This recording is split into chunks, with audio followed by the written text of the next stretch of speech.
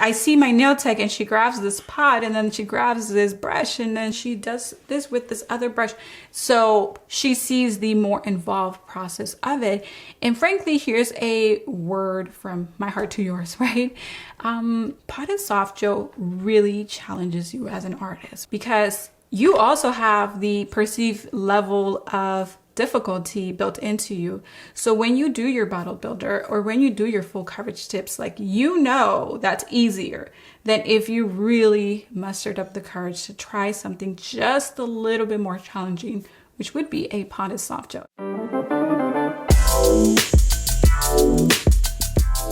Hey there and welcome back. And if you are new here, welcome. My name is Paola of paolaponcenails.com, your source for all things premium soft gels and entrepreneurship in the nail industry. If this sounds like a niche you'd like to continue growing in, then at the end of this video, do consider subscribing to this channel and our weekly newsletter. Let's begin. Reason number one why I prefer to work with a potted soft gel, and that is because you don't need a pH balancer or separate dehydrator or bonder before you apply your gel. Now, many companies, when they offer a gel nail system, they'll have you buy 2 prepping agents to apply onto the natural nail before your base gel application. And I really like that potted soft gels don't have you buy and apply, right? Because you're buying, you're applying, and then you're also adding more chemicals to the nail. So because of those 3 reasons, I really like working with the potted soft gel. Again, I don't have to buy 2 additional agents, chemicals, right? I don't have to spend the time applying those agents on the natural nail. And also I'm not adding more chemicals to the natural nail. So how do you prep a nail for soft gel or potted soft gel? Basically, you just buff prep, you remove the dust with your dry manicure brush, and you just use a solution, an alcohol solution of 90% or higher. Reason number 2, potted soft gel is stronger than bottled gel. Now, do check with every single brand that you work with, and that is why we only recommend that you work with a few brands, no more than 3, but we like 2. And if you want to be brand specific, that is totally fine too. That means that you just only use one brand. But here's the thing. When an item is in a pot, and again, you're gonna have to check with every brand that you use and see if the gel in the pot is the same as that in the bottle. So if there is a brand that you are using and they're like, hey, we have our products both in bottled form and pot form, they may be doing that just for user ease of use. That's why you wanna check if the formulation, if they offer both a pot and a bottle, are the same, okay, or different. Now, traditionally, it is different. And the reason and the logic, if you just kind of think about it, your potted soft gel is going to have more of the thicker resins in them, okay? You can also say higher oligomer content in your gel. So again, those resins are going to be thicker. Your monomers tend to be really liquidy. So when a manufacturer puts their product or wants to put their product in bottle form, they usually want to do it for customers' ease of use. Like, they want to make it easy for that consumer to make a decision, not to say, you know what, I don't want your products because they're all in pots, or I don't want your products because they're all bottled, right? So they'll go ahead and make a formulation that fits in a bottle very easily. So what does that mean? That means that they're going to take most likely their monomers, right? Those are their more liquidy resin ingredients, and they are going to add more of that to the bottled formula. Now, here's the thing. Is that good or bad?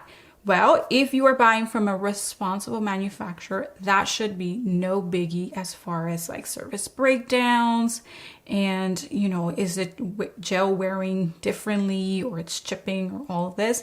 And definitely it shouldn't be something where the manufacturer is abusing their monomer and adding so much to the bottle formulas, because monomers, so the thin liquid resins, are usually what lead to allergic reactions, despite chemicals, okay? Like, forgetting about like whether this monomer, that monomer, this monomer, all monomers, and really all uncured gel is allergenic, and you just have to assume that all gel is allergenic. If you put it on your skin, if you consistently expose yourself to your skin, or you leave it uncured or half cured on the nails, you can potentially, and actually highly likely, that you will develop an allergy over time. Okay, so in your pod, again, you're gonna have more of that concentrated high oligomer resin. And all of the ingredients usually or can be the same. It's just that in a bottle, the ratios are going to be different of those ingredients. And that usually means like your monomers, there's going to be more monomer in your bottle. So to make it a little bit more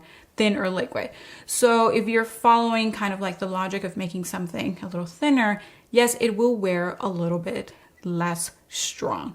I don't want to say it will wear a little bit less, not as great, right? Because I don't think that's true, at least with the products that I use and we talk about in this channel. But think about it like this. If my nails are really, really long and I use a bottled builder, right, on those really, really long nails. I mean like they're long, like they are, you know, claws kind of thing. If I just continue to use my bottled builder on there as my base, well, those nails are going to start getting bendy and flexing. What I need to do is not add more bottled builder because that actually maxes out in strength. What I need to do is actually switch to the more concentrated builder, my potted soft gel builder, because it's going to have that thicker resin, that higher oligomer content. It's not going to be diluted or have more of the monomer, more of that thin resin. So again, if my nails are getting longer and I'm using soft gel, I don't want to add more soft gel builder. I want to add that potted soft gel builder that does not have so much more of that monomer component. One of the reasons, and probably like my favorite reason, why I like and continue to use potted soft gel, and I have been since 2016. Now, if you're interested in joining me for potted soft gel training, I'm doing something very special in August and I'm so excited and looking forward to it. I will be teaching the 2 core services in my MGN course, the gel manicure and the gel overlay procedure that I did in the salon, step by step, live when you enroll in MGN. Enrollment for MGN officially opens this Wednesday, July 26th. So if you want to get the details and the enrollment bonus, make sure you sign up to the waitlist. I'll drop the link down in the description box below, and I'll let you know on Wednesday when enrollment opens, and you'll be able to catch a really cool bonus for signing up fast. All right, get on the wait list so you don't miss out on anything. Reason number 3, I get to choose what brush I apply my gel with. This is important as a nail artist. Listen, you might be applying your entire service from the bottle. It can be your builder, your base, your color, and your top gel, right? Sometimes you'll see me using a bottled top gel, especially if it's Kokoist, because that top coat is like an award-winning top coat, and it is just so beautiful. It self-levels nicely. It's super glossy, hence the name ultra glossy and whatnot. But okay, enough raving. When you're using gels, you want to be able to work with a brush that feels right. You are an artist. You deserve really the opportunity to choose your own brush. And so one of the things, especially with Japanese gel nail companies, is that they offer these high quality brushes that when you remove all of the product from them and you're going to apply your base, your builder, or your color, they become so thin where they're not like dropping product and picking up product, kind of like a mop, or they're not super loaded. You get to work with just the right amount of product that you need per nail. Not all of this extra gel hanging out on your bottled brush, right? And you having to remove all of the excess, which is time in your service.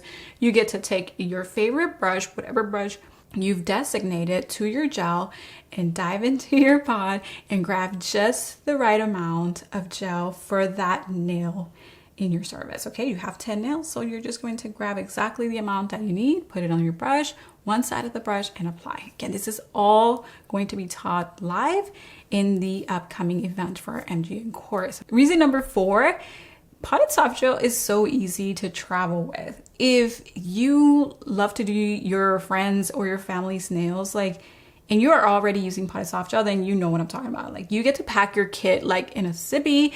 It fits in like a really small, cute cosmetic bag, anything really that you can find at a retailer. You can order something on Amazon. Like, it's so easy to pack your stuff and go with potted soft gel. You can actually pack your entire color collection because it's so easy. Fits in like these drawers. Now, if you're interested in these clear drawers, I'll drop a link to those in the comments section where you can find this. Yeah, I mean, think about it, like all of your colors. And listen, when it comes to potted soft gel, you don't even need a lot of colors. Like, literally, if you have 2 drawers full of the right potted soft gel colors, like, you have enough. But I understand it's never enough with nails. But this is it. And you can put your base gels in there. Sometimes these drawers have variations. So if you have a thick pod that doesn't fit in something this thin, then obviously you would just grab the variation of this design that's a little wider so that your pods fit. You can also throw your brushes in here. So maybe one of your drawers on the bottom can be for your brushes. It is just so easy, so convenient to travel with, and also so easy to set up. So check out this one here. I mean, my tools, I don't need a primer, a dehydrator, all of this stuff. And here's the thing. I find that with a primer and or a bonder and a dehydrator, if I can just go back to that point number 1, is that I was finding that a lot of my students who rely on a bonder for their adhesion didn't even pay as much attention as they should to their application as far as removing the cuticle from off of the nail plate, pushing back the epinecum, making sure that they frame that very well, and really staying off the skin throughout their application because they were relying on that bonder. So going back to that point number 1 that we talked about, like no bonder, and that's one of my favorite reasons why I use potted soft gel. It also forces you to be meticulous and to pay attention to everything. And when you do, you will not be worrying so often of like, what am I doing wrong? Why are they lifting? Why are they lifting? Like, if you only knew that the cuticle on the nail plate is like often invisible, that would give you just so much peace of mind to just go back in there, scrape off of the nail plate, and really find it. Anyways, back to this. So this is all your setup. Like, essentially, let's just say my friend called me over and said like, hey, can you come do my nails? And I'm like, okay, fine, you know. I would take my first drawers, right, the ones that I showed you, and then I would just take like my little setup and my lamp, my curing unit. If I have a cordless one, I can take the cordless one, right? My e-file, if I'm training e-file, which I am, then I'm gonna take my cordless option too, and bada bing, bada boom, like here we are. I'd get my little manicure tool set up, my alcohol solution, my files, my lint-free towelettes, and that's it. The setup for a potted soft gel service is literally this plus your equipment. Like, that's it. All right, reason number 5, I'm not even going to not admit it. I'm going to admit it. They're just simply cute. Now, if you come to work and you are looking at gels that look like this, right, and they're so beautiful, the packaging is, the way you get to store them, the artistic way that you get to work out of them with, you know, a pod and then a brush separately. I mean, all of it is just such an experience, a happy experience. And I don't know how you can go to work and see your products or go in your studio and really not have all of the happy feels for creating. I mean, when your products look this fun, like seriously though, right? Like, yeah, I want to do these kind of nails. So I have other reasons perhaps why I like potted soft gel. I guess 2 that I can think of as bonus reasons will be, you know, if you're concerned about allergies, really where I get my product from, or at least the brands that I get my products for, they work with their own chemists. They formulate just about every single gel they create. So their transparency is high. They really go through rigorous standards to produce their products. I know Vetro just recently passed a rigorous qualification to be certified in Japan for a safety standard. So, I mean, that's one of them. Allergies are not necessarily having to do with an ingredient. Yes, of course, there are manufacturers that have abused certain ingredients, right? And that's what's led to the allergy breakout. But if you have that that manufacturing, that trust with your manufacturers, and also you know the composition and what causes an allergy. So monomers are going to be more allergenic than the rest of the components in your gel, although all uncured gel can be allergenic. Again, that's a bonus reason. A second bonus reason, and I think this one is huge if you're a nail tech. For me, if I'm a client, and I saw this with my clients also, if I see you working on my nails, like you are working on a masterpiece, right? And you care by the level of intensity and detail that you are working with. So you're grabbing this individual cute little pot with this like really high looking quality gel brush, and you are just painting those nails one by one, right? With this system, this potted soft gel with this nice, beautiful brush. As a customer, and I saw this with my customers, the perceived level of complexity in that service for them is like high. It's like, no one does nails like Paola. Like, yes, the end result is the most important thing, how those nails look and last, but never underestimate that experience that your customer is going through. So her sitting there with you and seeing that and seeing all your cute stuff, don't think that they take that for granted, and that has nothing to do with whether or not they return. Okay, so it's definitely not like the number one factor, which is why we didn't put it like at the top of our list. But everything else for your clients, the perceived level of complexity for them it can be easy to medium. For example, obviously bottled builders are super popular, right? But if you do bottled builders, and hey, listen, if you're charging the big bucks and you're thriving with bottled builder, this is not to shame or sham anyone, okay? But in your customer head, she can say like, oh, okay, so it's kind of like painting your nails. She does add a little apex, right? And then, you know, we all are kind of feeling the squeeze here. In the economy, right? And she's like, you know what? I can't really afford my nails, or she thinks she can no longer afford her nails, right? And so she'll go on YouTube, how to do your own gel. And she even knows the word that you use. So how do you do your own structured overlay? And she goes on there, and then she sees all of these tutorials that are going to pop up with bottled builders, and they're all the same. People use different words for it. What do they call it? Rubber base coat, bottled builder, builder in a bottle. What's the other thing that I've heard? I guess tinted builders and whatnot. But if she knows those terms and she looks it up, and then she sees the amount of videos on YouTube about how to do your own bottled builder nails or your rubber base manicure, right? She's going to think she can do that. Again, that perceived level of complexity is like, well, I've painted my nails since I was a little girl, right? So I can do it. Right? The other thing is full coverage tips. The perceived level of complexity of that is still low to medium, because the concept is that you're taking a gel, an adhesion gel, and then you are adhering the nails with them. Now, that looks a lot like a glue press-on. And so again, there goes that perceived. And I say perceived because you and I know that it does take some technique, that it does take some finesse. Like, all right, go ahead with your bad self and try to do it yourself, and we'll see if those nails are straight by the time you're done applying them, right? So I get it. So this is why I said this is not to shame, but that perceived level of complexity for your clients is what I'm trying to get to. And so she's going to go on YouTube, like how to do your own gel press-ons, right?